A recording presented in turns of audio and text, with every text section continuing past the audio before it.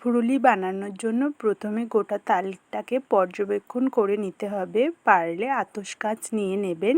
পর্যবেক্ষণ শেষে দিন দুটো আছাড় 2 হাতে করে ছাড়িয়ে নেবেন তালটা। আমি এক হাতে ক্যামেরা ধরেছিলাম তাই প্রবলেম হচ্ছিল। একটা আটির গা থেকে খোলা ছাড়িয়ে নিতে হবে। আপনারা তালের গোড়া খেতে ভালোবাসলে খোসার সাথে একটু বেশি এঁতো রাখতে পারেন, কিন্তু এ যুগে কাঁচা তাল খাওয়াটা অত্যন্ত বিপজ্জনক, তাই আমি তো কাউকে সাজেস্ট করব না। আমরা খেতাম এক সময়, তখনের যুগ ছিল একদম অন্যরকম। তালের পাল্পটা আটি থেকে আলাদা করার জন্য একটা ডিশের উপর একটা কঞ্চির চুবড়ি রেখে একটা জায়গায় ঠেক দিয়ে দিয়েছিলাম, যাতে পাল্পটা আটি থেকে আলাদা করতে সুবিধা হয়। গ্রামের দিকে এইভাবে তালের আটি থেকে পাল্প আলাদা করা হয়।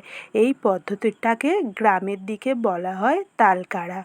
তাল কাড়া হয়ে গেছে। চুবড়িতে লেগে থাকা পাল্প চুবড়িটা কয়েকবার ঠুকলে কিছুটা ঝরে যাবে। তারপরে বাকি আটকে থাকা পাল্পটা হাত দিয়ে সাবধানে পরিষ্কার করে নিতে হবে। এবারে তালের পাল্পটা জাল দিয়ে নেব।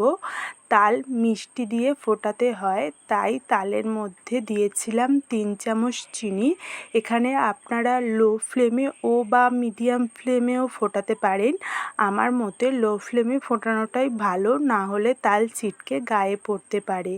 আর তালটা ফোটানোর সময় কন্টিনিউ পাল্পটা খুন্তি দিয়ে নাড়াতে থাকতে হবে, না হলে কড়াতে লেগে যায় খুব তাড়াতাড়ি।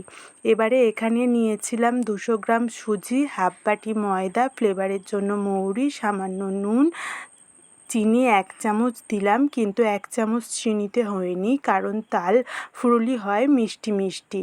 মেখে রেখে চিনিটা গলতে দিয়ে টেস্ট করে স্বাদ বুঝে চিনি দিয়েছিলাম। আপনারা চাইলে এখানে নারকেল কুড়োও ব্যবহার করতে পারেন। এটা খুব বেশি পাতলা বা খুব বেশি ঘন মাখবেন না, এমনই মাখবেন তেলে ছাড়ার সময় যেন খুব সহজে হাত থেকে তেলে পড়ে যায়। অনেকগুলো একসাথে দিয়ে দেবেন না, নাড়াচাড়া করতেও অসুবিধা হতে পারে।